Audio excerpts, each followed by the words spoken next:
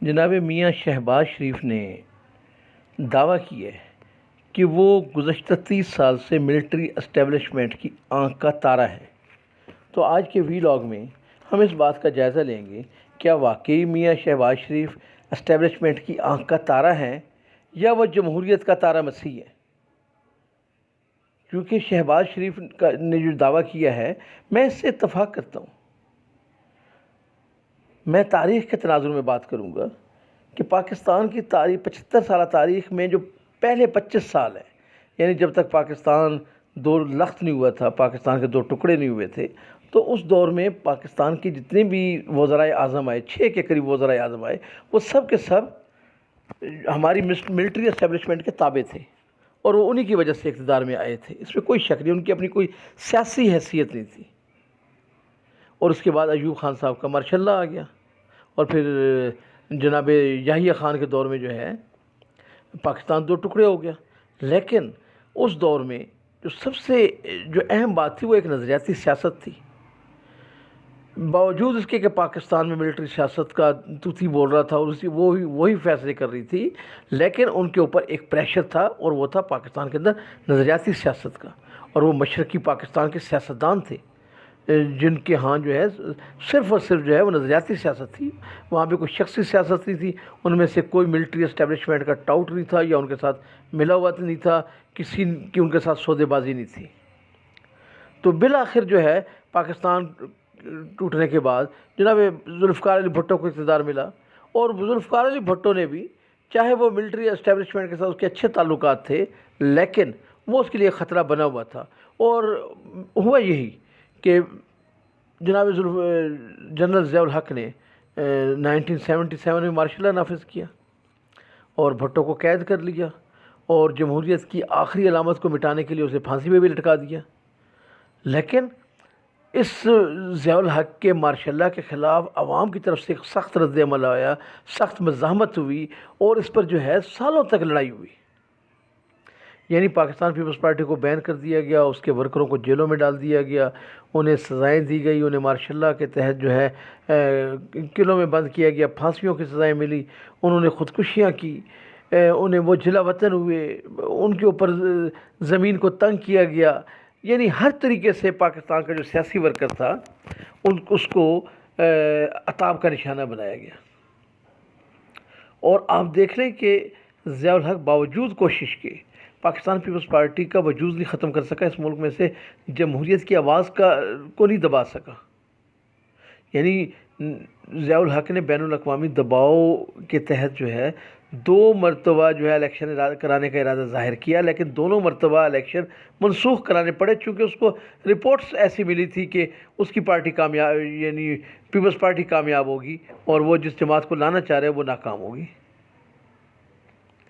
تو 1985 میں ضیاء الحق نے غیر جماعتی الیکشن کرائے، لیکن ساتھ ہی 8ویں ترمیم اس قوم پر مسلط کی، اور 58(2)B کا کالا قانون مسلط کیا، اور اپنی مرضی کی وہ جو غیر جماعتی انہوں نے سیاست کو متعارف کرایا تھا، وہی اصل میں خرابی کی جڑ ہوئی، اور اس کے بعد سیاستدانوں کی ایک ایسی لاٹ نے جنم لیا جس نے ملٹری اسٹیبلشمنٹ کے ساتھ تعلقات کو اپنے لیے آرٹ سمجھا، اور وہ ایک نئی جو لاٹ آئی تھی اس کی قیادت میاں نواز شریف صاحب کے پاس تھی، جو جنرل ضیاء الحق کا لے پالک سیاسی بچہ تھا۔ اور یہ وہ دور تھا کہ پاکستان پیپلز پارٹی یا اس وقت کی جو سیاسی جماعتیں تھیں، سیاسی کارکن اور نظریاتی سیاست تھی، وہ ختم نہیں ہو سک رہی تھی، لیکن پلاٹ اور پرمٹ کی سیاست نے، وزارت اور سفارت کی سیاست نے پاکستان کے اندر جو ہے سیاسی جماعتوں کے وجود کو جو ہے بہت ہلا کے رکھ دیا ہے، ان کی جڑوں کو جو ہے سرے سے جو ہے ناپید کر کے رکھ دیا۔ یعنی پاکستان کے اندر نئی جو نرسری تھی سیاسی گھرانوں کی یا سیاستدانوں کی، وہ سرے سے ناپید ہوئی،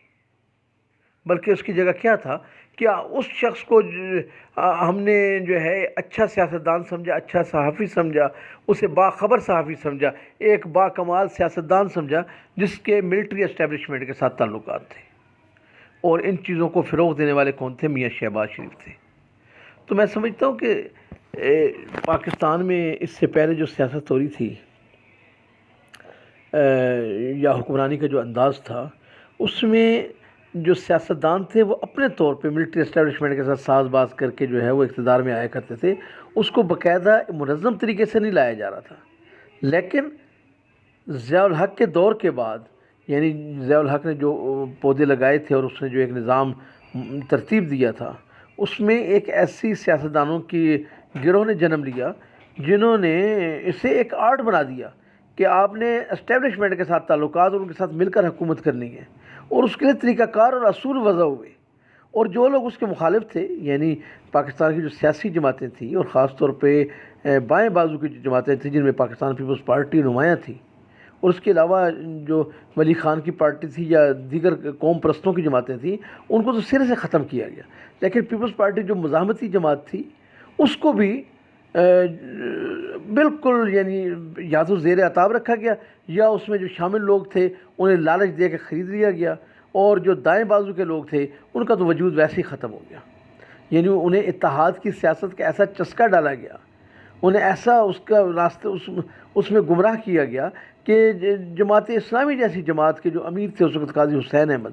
جن کا بڑا نام تھا، وہ بھی جناب میاں نواز شریف کا سٹیکر جو ہے وہ اپنے سینے پہ سجانے پہ مجبور ہوئے،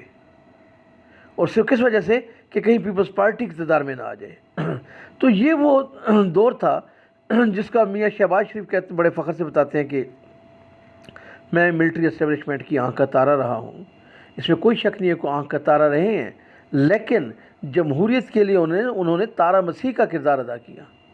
کہ پاکستان کی جمہوریت کو جو ہے انہوں نے تہس نہس کر کے رکھ دیا. یعنی پاکستان میں جمہوریت کس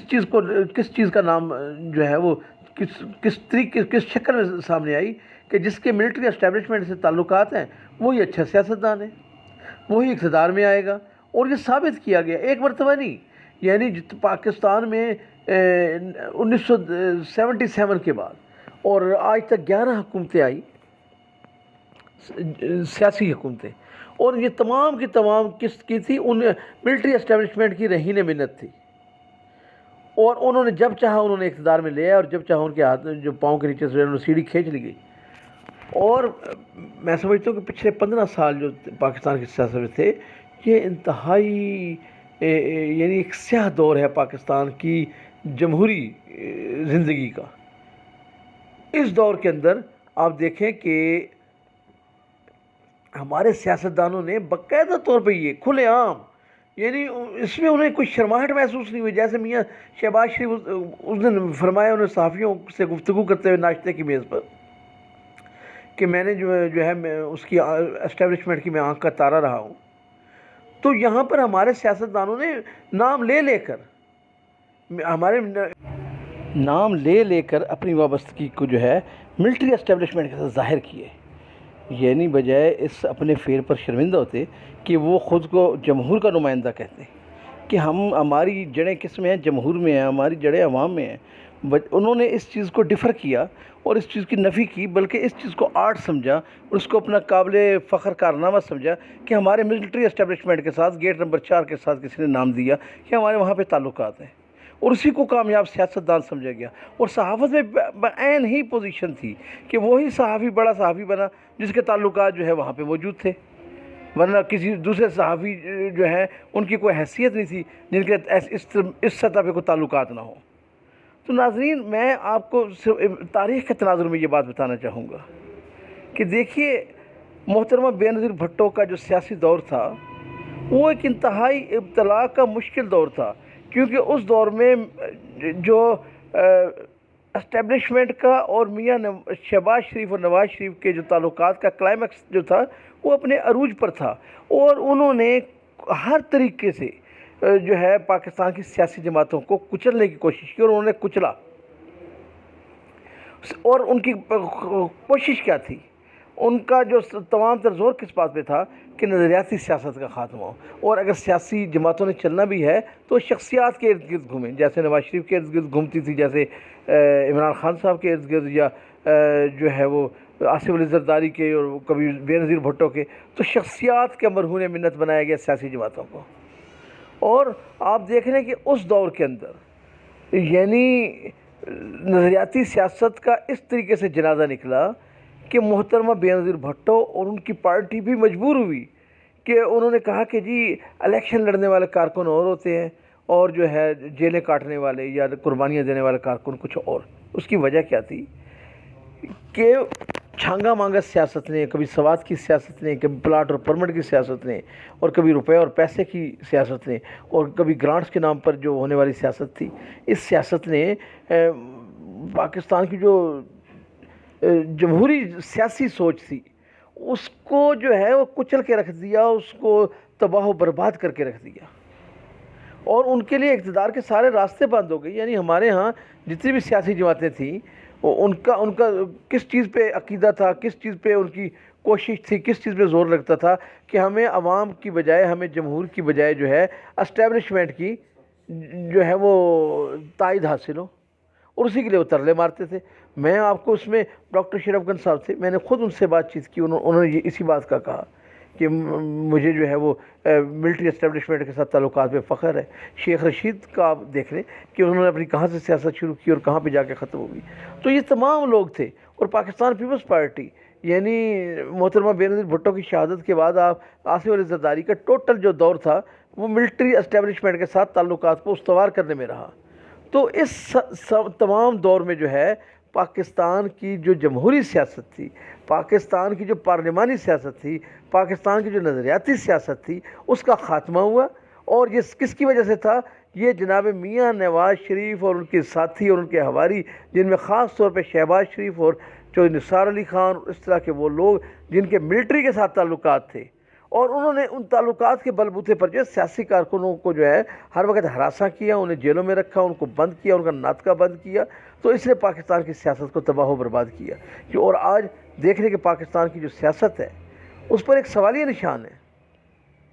پاکستان کی جمہوریت پر ایک سوالیہ نشان ہے. پاکستان کی جمہوریت رہین منت ہے، یعنی انتہائی کمزور جمہوریت ہے. اور یہ کس وجہ سے ہے؟ اس کا ٹوٹل کریڈٹ جو ہے وہ میاں شہباز شریف صاحب کو جاتا ہے. اور میں سمجھتا ہوں کہ پاکستان کی جمہوریت کا شہباز شریف قاتل ہے اور وہ تارا مسیح ہے.